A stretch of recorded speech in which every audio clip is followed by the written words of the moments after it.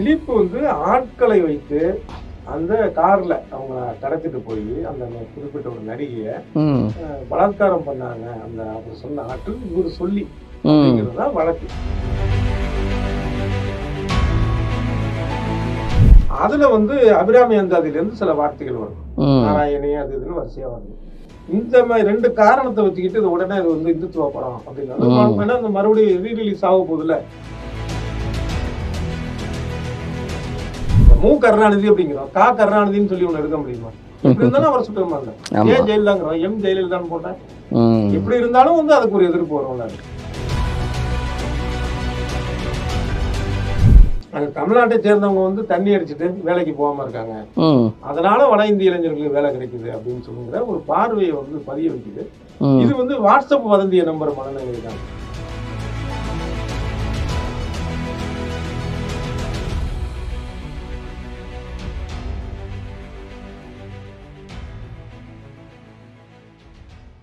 Cinema பேசலாம் அப்படிங்கிற ஒரு பகுதி, புதிய பகுதி. இதில் வந்து நம்ம ஒன்லி சினிமாவில் நடக்கக்கூடிய நிகழ்வுகள், முக்கியமான நிகழ்வுகள், அதில் இருக்கக்கூடிய பாலிட்டிக்ஸு, இந்த மாதிரி இதை பற்றி நம்ம பேச போகிறோம். இன்றைக்கி நம்ம கூட இணைஞ்சிருக்காரு மூத்த பத்திரிகையாளர் டிவி சோமு அவர்கள். வணக்கம். வணக்கம். இப்போ கூலி படம் ட்ரெய்லர், அதாவது சும்மா அந்த கிளிம்ஸ் வெளியாச்சு, அது கூட சர்ச்சையாச்சு. இளையராஜா இதெல்லாம் நோட்டீஸ்லாம் விட்டார். இப்போ அந்த படத்தில் ஒவ்வொருத்தராக இணைஞ்சிக்கிட்டு இருக்காங்க. இவர் அமிதாப் இணைகிறாரு, சத்யராஜ் இணைகிறாரு, அடுத்து முக்கியமான ஒரு கேரக்டரில் மலையாள நடிகர் திலீப் இணைகிறதா சொல்கிறாங்க. இது ஆக்சுவலாக இதில் ஒரு சிக்கல் இருக்குன்றாங்களே, என்ன சிக்கல் அது? அதாவது திலீப் வந்து 2002 வெளியான தமிழ் திரைப்படத்தில் ராஜ்யம் விஜயகாந்த் நடிப்பில் அவருடைய தம்பியா நடித்தார். அதான் அவருடைய முதல் தமிழ் திரைப்படம். அப்புறம் ஒரு பெரிய இடைவெளிக்கு அப்புறம் போகிறாரு. இது என்ன சர்ச்சைன்னா, மஞ்சு வாரியர் ரொம்ப தமிழ்லையும் பிரபலமா இருக்கக்கூடிய ஒரு மலையாள நடிகை. அவங்கள மஞ்சு வாரியர் தெரியாதவங்களே இல்லைன்னு சொல்ற அளவுக்கு இப்ப பிரபலமா தமிழ் நடிகையாவே ஆயிட்டாங்க. அந்த அவங்களுடைய முன்னாள் கணவர் அந்த திலீப்புக்கு வந்து காவியா மாதவன் அப்படிங்கிற இன்னொரு நடிகை, அவங்களுக்கு தெரிஞ்சிருக்கும். அவங்களுக்கு 2 பேருக்குமான ஒரு உறவு.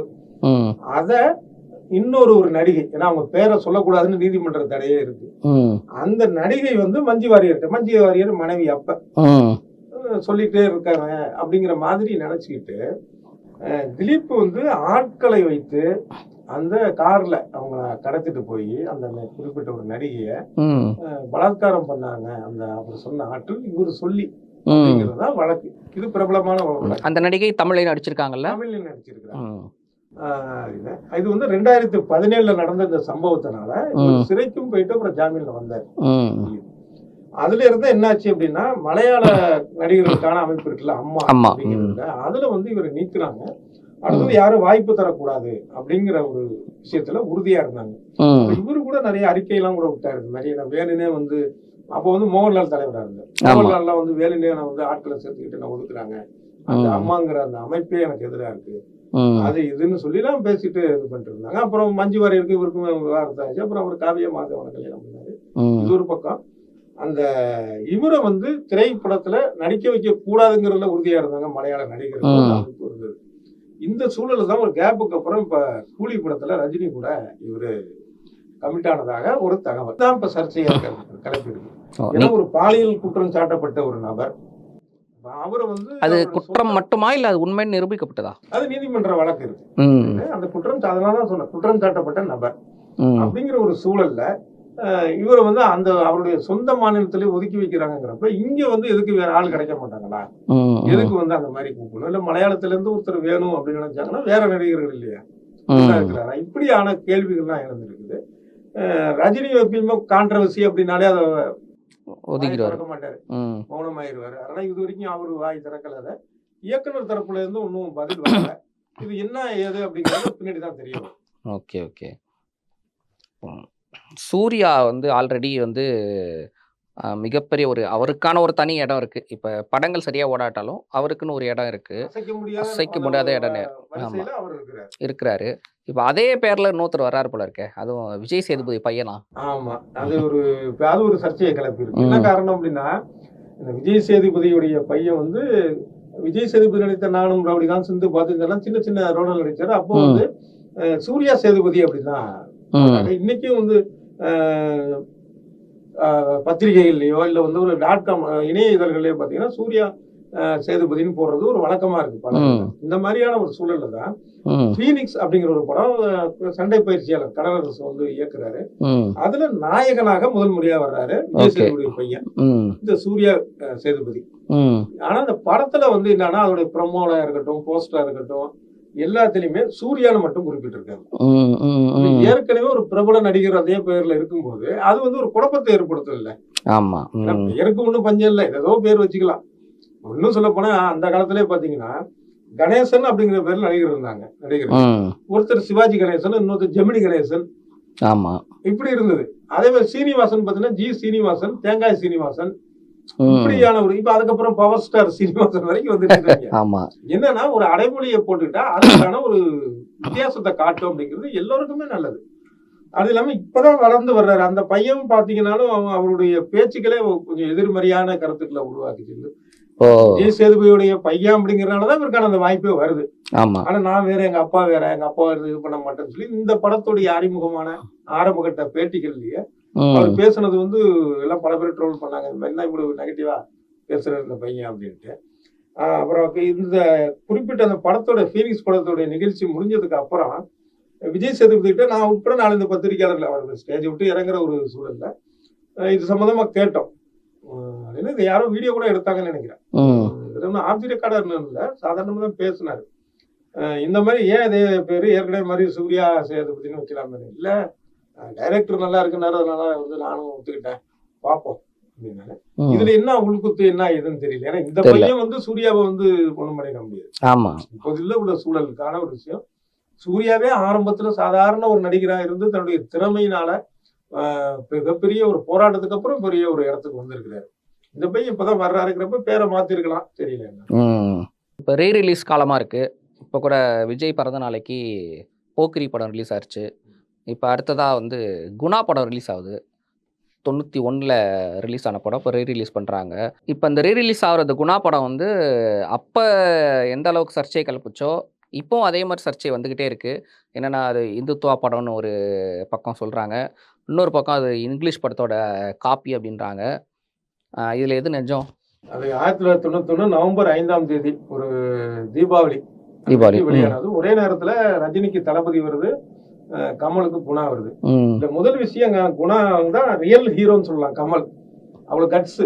ஏன்னா அப்போ வந்து ஒரு மசாலா ஹீரோ அவரு. அப்போ வந்து ஒரு ரீசெண்டா ட்ரெஸ் பண்ணிக்கிட்டு லவர் கூட டான்ஸ் ஆடுறது, முத்தம் கொடுக்கறது, அப்புறம் ஃபைட் பண்றது, இந்த மாதிரி ஒரு மசாலா அதுலயும் நம்பர் 1 இருக்கக்கூடியது ரஜினி கமல். இவங்கதான் போட்டிருந்தாங்க. டோட்டலி அதுல இருந்து மாறி வேற ஒரு தளத்துல அந்த படத்தை கொடுத்தாரு. மிகப்பெரிய ஒரு விஷயம். இயல்பான காட்சிகள், அது ஒரு மனநிலை தவறுனதுனால தவறுன இளைஞனவன் அந்த கதாபாத்திரம் சிகப்பா இருக்கிற அழகா இருக்கிற தன்னை வந்து கருப்பாக்கி கோரமாக்கிட்டு முகத்தை இதை மொட்டை அடிச்சுட்டு ஒரு மாதிரியான ஒரு விஷயங்கள்லாம் வந்து பண்ணக்கூடியவர். அந்த மாதிரி இதுல பண்ணாரு. அப்பயே கொஞ்சம் ஒரு என்னன்னா பெரிய அளவுல இல்லை, ஆனா ஒரு சில பேர் வந்து சொன்னாங்க இது என்ன வந்து இந்துத்துவ படமோ அப்படின்னு. இப்போ பல பேர் சொல்றாங்க. ஏன்னா இந்துத்துவங்கிற வார்த்தை அப்ப பெருசா இல்லை, இப்ப நிறைய வந்துருச்சு. அது என்ன காரணம்னா இவர் வந்து அந்த காவி கலரு இதெல்லாம் போறது, அது ஒரு கோயில்ல கொள்ளடிக்க போறக்கூடிய காட்சி அது. அங்க இருக்க சாமியார் மாதிரி இவங்க போவாங்க. ஜனகராஜ் தான் இவங்க சித்தப்பா, அவர் தான் அழைச்சிட்டு போவாரு. இந்த மாதிரியான அது ஒரு காரணம். அப்புறம் பார்த்தபடி பாட்டு வந்து இன்னைக்கும் ரொம்ப பிரபலம், உருவகிக்கக்கூடிய ஒரு இசை, இளையராஜாவுடைய இசை. அது அதுல வந்து அபிராமி அந்தாதில இருந்து சில வார்த்தைகள் வரும், நாராயணி அது இதுன்னு வரிசையா வருது. இந்த மாதிரி 2 காரணத்தை வச்சுக்கிட்டு இது உடனே இது வந்து இந்துத்துவ படம் அப்படின்னா மறுபடியும் ரீ ரிலீஸ் ஆக போகுதுல, ஒரு பெரிய அளவுல வந்து பலர் எழுத ஆரம்பிச்சிருக்காங்க. ஆனா ஆக்சுவலா அது அந்த மாதிரி கிடையாது. ஏன் அப்படின்னா கொள்ளடிக்க போறதே ஒரு கோயில்ல. அப்ப அந்த குணாங்கிற இளைஞனுடைய சித்தப்பா ஜனகராஜ் அவரு அங்க போறப்ப என்ன சொல்றாரு, அதே கோயில் அம்மன்ட்ட வேண்டிக்குவாரு, நல்லபடியா அந்த கொள்ளை நடக்க முடியட்டும், 50% தர்றேன் அப்படின்னு. அவரு கூட்டாளி ரொம்ப சீரியஸா, என்ன இவ்வளவு சொல்றேன் அப்படின்னு, சும்மா அப்படின்னு, அதாவது கடவுளே ஏமாத்துறாரு. அந்த மாதிரியான ஒரு காட்சி. அவர் இன்னொரு பாடல் காட்சியில பாத்தீங்கன்னா குணாவுடைய அம்மா வந்து வரலட்சுமி நடிச்சிருப்பாங்க. அவங்க வந்து விபச்சார விடுதி நடத்துவாங்க. ஒரு ரூம்ல இருந்து எட்டி பார்ப்பாங்க. பாத்தீங்கன்னா அந்த விபச்சார பெண்கள் வந்து அந்த ஆண்களை அழைச்சிட்டு வரத போறது மாதிரியான காட்சிகள். கேமரா அப்படியே திரும்பினா இவங்க பூஜை பண்ணிட்டு இருப்பாங்க. கடவுள் படங்களா இருக்கும். பூஜை பண்ணிக்கிட்டே அது கரெக்டா ஆள் வர்றாங்களா, படம் வருதா, போதா வருதாங்கிறத பாக்குறேன். பாக்குறாங்க. இதெல்லாம் வந்து எப்படி ஒரு இந்துத்துவ படம்? இன்னும் சொல்ல போனா இந்துத்துவாக்கள் இது எதிர்க்கக்கூடிய ஒரு படமாக வேணா இருக்கலாம். யாரும் கண்டுக்கல. மத்தபடி அது கிடையாது. இன்னொரு நீங்க கேட்டது ரொம்ப அருமையான ஒரு கேள்வி. அப்ப இருந்து இப்போ வரைக்கும் அது ஒரு பழக்கம். ஒரு குறிப்பிடத்தகுந்த படம் தான் உடனே இதோட காப்பின்னு சொல்றதா இருக்கு. சில பேரு உண்மையா இருக்கலாம் சில இது. ஆனா இது அந்த மாதிரியான காப்பி இல்ல. இவங்க என்ன சொல்றாங்கன்னா ஸ்வீட் ஹோஸ்டேஜ் அப்படிங்கிற ஒரு ஆங்கில படத்துடைய காப்பி அப்படின்னா அந்த படம் பார்த்தேன். அது என்னன்னா ஒரு 15 வயது சிறுமியை வந்து ஒருத்தன் கடத்திட்டு போயிடுறான். மனநல தனி இடத்துல வச்சுட்டு அந்த பொண்ணு கேட்கறதெல்லாம் வாங்கி தர்றான். ஆனா வெளியில விட மாட்டேங்கிறான். ஒரு பக்கம் அப்பா அம்மா தேடுறாங்க, இன்னொரு பக்கம் போலீஸ் தேடுது, கடைசியில அவனை சுட்டு கொண்டு அந்த பொண்ணை அமைக்கிறாங்க. இதான் அந்த கதை. அது வேற ஒரு தளத்துல சிறந்த படம். ஆனா அதுக்கு இதுக்கு சம்பந்தம் கிடையாது. இந்த ஒரே ஒரு காட்சி இந்த பெண்ணை வலுக்கட்டாயமா மலை மேல கொண்டு வந்து ஒரு பாலடைந்த சர்ச்சில் வச்சிடுறாரு இந்த குணா படத்துல. அவங்க தப்பிக்க பாக்குற இரும்பு சங்கில இந்த ஒண்ணுதான். அதை தவிர பாத்தீங்கன்னா ஒட்டுமொத்த சமுதாய நிகழ்வுகள் பல விஷயங்களை வந்து நம்ம முகத்துல அறையிற மாதிரி விமர்சனம் பண்ணியிருக்கோம் குணா படம். ஒரு விபச்சாரம் நடக்கிறது, அதை வந்து போலீஸ் மிரட்டி மாமூல் வாங்குறது, ரவுடி மிரட்டி மாமூல் வாங்குறது, இந்த மிகப்பெரிய கோடீஸ்வர பெண்ணு, அந்த பெண்ணுடைய மேனேஜர், அந்த பெண்ணை தான் அவர் கடத்திட்டு வந்திருப்பாங்க. அந்த பெண்ணை வந்து காலி பண்ணி, ஏன்னா அப்பாவும் இல்ல, அந்த சொத்தை எடுத்துக்கலாம் சொல்லி இந்த மேனேஜர் முயற்சி பண்றது, போலீஸோடைய ஒரு அவசர புத்தி, அது என்ன நிதானமா நடந்தது போனது வந்தது இந்த மாதிரி எல்லாம் யோசிக்காது. இப்படி பல்வேறு சமுதாய விஷயங்களை ரொம்ப சுவாரஸ்யமா அதை கவனிச்சு பார்த்தா தெரியல இந்த குணால இருக்கும். அந்த படத்துக்கு இதுக்கு சம்பந்தமே கிடையாது. மறைந்த ஒரு தலைவர், மாபெரும் தலைவர் அந்த மாப்போசி, அவர் பேர்ல ஒரு படம் அனௌன்ஸ் ஆச்சு. கிட்டத்தட்ட ரிலீஸ் ஸ்டேஜ் கிட்ட இப்ப பேர் மாத்திட்டா சொல்றாங்க. ஏன் அந்த பேர்ல என்ன சர்ச்சை இருக்கு? ஆமா, அந்த பேரை மாத்திட்டேன்னு சொல்லி அந்த இவர் இயக்குனர் போஸ் வெங்கட் நடிகர் இயக்குனர் அறிவிச்சிருக்கிறாரு. இதுல என்னன்னா அந்த படத்துல வந்து மாப்போசி மயிலை அப்படிங்கிறதுக்கான அடையாளம். இவரு வந்து என்ன மாப்போசின்னு வச்சாரு. டக்குன்னு பார்த்தா உங்க மாப்போசின்னு வரும். அப்புறம் விளக்கம் சொன்னாரு. மாப்போசிங்கிறது மயிலை, இது இந்த படத்துல இருக்கிறது மாங்கிறது மாங்கொள்ளை அப்படிங்கிற வார்த்தையை வரும். இருந்தாலும் இவர் தானே அவர் சுற்றுற மாதிரி இருக்கு. ஏன்னா மாப்போசி வந்து ஒரு பெரிய தலைவர். அவரு அரசியல்ல கருத்து மாறுபாடு இருக்கலாம். ஆனா இப்ப தமிழ்நாட்டுல சென்னை இருக்கு அப்படின்னா அதுக்கு ஒரு முக்கிய காரணம். ஆனா ஆந்திராவுக்கு போயிருக்க வேண்டியது. அவங்க மெட்ராஸ் மனதேன்னு சொல்லி மிகப்பெரிய போராட்டம் எல்லாம் நடத்தி உயிர் தியாகம் பண்ணக்கூடிய ஒரு சூழல் எல்லாம் அங்க இருந்தது. தெலுங்கு மக்கள் மிகப்பெரிய போராட்டம் நடத்தி இது வந்து சென்னை வந்து தமிழ்நாட்டுல சேர்ந்ததுக்கான மொழிவெளி மாகாணம் பிரிச்சாங்க 1956 அந்த நடந்த விஷயத்துல இருந்தவர். அப்படிப்பட்ட ஒரு தலைவர். அதனால இந்த மாதிரியான ஒரு இது வந்து வேறதான் இருக்கு, மே இல்ல மா அப்படிலாம் சொல்ல வேண்டிய அவசியமே இல்லை. வச்சிருக்க கூடாது. எப்படின்னா இப்ப மு கருணாநிதி அப்படிங்கிறோம், கா கருணாநிதினு சொல்லி ஒண்ணு எடுக்க முடியுமா? எப்படி இருந்தாலும் அவர் சுற்ற மாட்டேன். ஏன் ஜெயலலிதாங்கிறோம், எம் ஜெயலலிதான் போட்டேன். எப்படி இருந்தாலும் வந்து அதுக்கு ஒரு எதிர்ப்பு வரும்ல. கண்டிப்பா. அதே நேரத்துல இவரு என்ன நம்ம சாருன்னு பேர் மாத்திருக்காங்க. இப்ப அது ஒரு வருத்தம் தான். ஏன்னா போஸ் வந்துட்டு நல்ல நடிகர் மட்டும் இல்ல, சிறந்த இயக்குனர் நிரூபிச்சவர். ஏற்கனவே கன்னிமாடம்ங்கிற ஒரு படம் பெரிய அளவுல போகலையே ஒழிய அற்புதமான ஒரு திரைப்படம். படத்துல எந்த கோளாறும் கிடையாது. அது வெளியான நேரம் பெரிய அளவுல வந்து வியாபாரம் தான் வளரல, ஒரு மக்களை சென்றடையாது. அது நல்ல ஒரு அருமையான ஒரு காதல், அதுக்கு அந்த ஜாதி ரீதியான விஷயங்கள் இதெல்லாம் கலந்து நல்லா அருமையா இருந்திருந்தது. அதுக்கு கன்னி மாடம்ங்கிறது எவ்வளவு அழகான தமிழ் பேர், அதை வச்சிருந்தாரு. அப்படிங்கிறப்ப இதுக்கு ஒரு இன்னொரு தமிழ் பேர் வச்சிருக்க கூடாதா? மாப்போசிங்கிறதே தமிழ் தான். இதே வந்து நிறைய பேர் வந்து ஆங்கிலத்துல வைக்கிறாங்க பெரிய பெரிய நடிகர்களை. ஆனா நம்ம கேட்கறவங்கள்ட்ட தானே கேட்க முடியும் உரிமையா. அப்படி ஒரு உரிமையை நம்ம கேட்கறது வந்து என்னன்னா, இவரை கேட்கல, ஏன் நீங்க வந்து சாருன்னு வச்சீங்க, ஒரு தமிழ் பெயர் வச்சிருந்துருக்கலாமே அப்படின்னு. ஆனா 3வது தடவை வந்து பெயர் மாத்த மாட்டாங்க யாரும். அடுத்த படத்துலயாவது நான் மறுபடியும் நல்ல தமிழ் பெயர் வைக்கட்டும். ஓகே. இவர் நடிகர் விதார்த் அப்புறம் வாணி போஜன் இவங்க மேல வந்து கமிஷன் ஆபீஸ்ல கம்ப்ளைண்ட் கொடுத்திருக்கதா ஒரு தகவல் வந்திருக்கு. எதுக்கு கைது பண்ணணும் அப்படின்னு. இப்ப இவங்க நாயகன் நாயகியா நடிச்ச அஞ்சாமை திரைப்படம் இப்ப ஓடிட்டு இருக்கு திரையரங்கத்துல. இது வந்து நீட் அப்படிங்கிற ஒரு தேர்வு எந்த அளவுக்கு வந்து ஒரு மக்களுக்கு எதிரானதாக இருக்கு அப்படிங்கறத மிகச் சிறப்பான முறையில சொல்லியிருக்கு அந்த திரைப்படம். அது ஒரு ஆவணப்படம் மாதிரி இல்லாம ஒரு முழு நீள திரைப்படமாக இயக்குனர் சுப்புராம் தயாரிச்சவர் டாக்டர் திருநாவுக்கரசு ரொம்ப அருமையா அதை எடுத்திருக்கிறாங்க. நல்ல முயற்சி இது. ஆனா நீட்டுக்கு ஆதரவான மனநிலையில இருக்கிற ஒருத்தர் வந்து இது வந்து சமூகத்துல குழப்பத்தை வைக்குது, கலவரத்தை மூட்டுது, நீட்டுக்கு எதிராக இருக்கு. அதனால இந்த படத்தை இயக்கிய சுப்புராம், தயாரித்த திருநாவுக்கரசு, அவங்க மட்டும் இல்லாம இந்த படத்துல நடித்த விதார், வாணி போஜன் இவங்க எல்லாம் வந்து கைது பண்ண சொல்லி புகார் கொடுத்துருக்காரு. அதுக்கப்புறம் பார்த்தா அவரு பல படங்களை பத்தி பல சமயங்கள்ல இப்படி புகார் கொடுத்துருக்கிறாரு அப்படின்னு. ஆமா. வடக்கன் ஒரு தலைப்புல ஒரு படம் வந்தது. இப்ப பெயர் சர்ச்சையாகி இப்ப ரயில்னு மாறிடுச்சு. அந்த பேருக்கு இருந்த சர்ச்சையப்ப நல்ல படம் அப்படி எல்லாம் பார்க்கலான் இருந்தாங்க. நிறைய பேர் எதிர்பார்ப்பு இருந்தது. ரயில் மாறுனதுக்கு அப்புறம் அந்த எதிர்பார்ப்பு பூர்த்தி செஞ்சுச்சா படம்? படம் ரசிக்கத்தக்க அளவுல இருக்கு. என்னன்னா படத்தோட இயக்குனர் பாஸ்கர் சக்தி ஒரு நல்ல தேர்ந்த எழுத்தாளர், பொது நோக்கம் கொண்டவர், நல்ல ஒரு சிறப்பான ஒரு படைப்புகள் நிறைய அவர் கொடுத்திருக்கிறவர். தொலைக்காட்சி தொடர்களுக்கும் வசனம் எழுதியிருக்கிறாரு. அதே மாதிரி வந்து திரைப்படத்துக்கும் வசனங்கள் எழுதினவர். மிகச்சிறந்த ஒரு படைப்பாளி. இந்த படம் வந்து அந்த பேர்ல ஒன்றும் பிரச்சனை, அதனால வந்து எந்த ஒரு மாறுதல் அப்படிங்கிற மாதிரிலாம் இல்லை. நல்லாதான் ஒரு படமாக நல்லா இருக்கு. ஒரு இயல்பான ஒரு திரைப்படம் எப்படி இருக்கணும், நல்லா தேர்ந்த நடிப்பு, இந்த ஒரு அதிரடியான காட்சிகள், காதல், மோதல், மசாலா இப்படிலாம் இல்லாம ஃபீல் குட் மூவின்னு சொல்றாங்கல்ல, அந்த மாதிரியான ஒரு தரத்துல ஒரு படம். ஆனா அந்த படத்துல வந்து என்னன்னா சில லாஜிக் மீறல்கள், குறிப்பாக பாத்தீங்க அப்படின்னா வடநாட்டுல இருந்து இங்க வந்து வேலை பார்க்கக்கூடிய ஒரு இளைஞன், ஃபேமிலிலாம் அங்க இருக்கு, அங்க வடநாட்டுல இருக்கு, இவன் தனியா தங்கிக்கிறான், அவன் ஒரு விபத்துல இறந்துடுறான். அப்போ போலீஸ் வந்து அந்த இந்த மின்சார குளிர்பதன பெட்டி இருக்குமே, அதுல அவனோட உடலை வச்சு அவன் வீட்டுல கொண்டு வந்து வைக்கிறாங்க. வீட்டுல யாருமே இல்ல. வீட்டுல பார்த்தா அவன் பொண்டாட்டி கோச்சிட்டு போயிட்டா, ஒருத்தருக்கான் தனியா, இன்னொரு அம்மா காது கேட்காது, தனித்தனி வீடுகள். இவன் வீட்டுல யாருமே இல்ல, கொண்டு வந்து வைக்கிறது. அது ஒரு முக்கியமான காட்சி எடுத்துருக்கேன். இது முழுக்க முழுக்க லாஜிக் மீறல். எங்கேயுமே ஒருத்தன் இறந்துட்டான் வெளியூர் அப்படின்னா அவங்க ஃபேமிலி வர்ற வரைக்கும் அது மார்ச் வீரில் தான் இருக்கும்.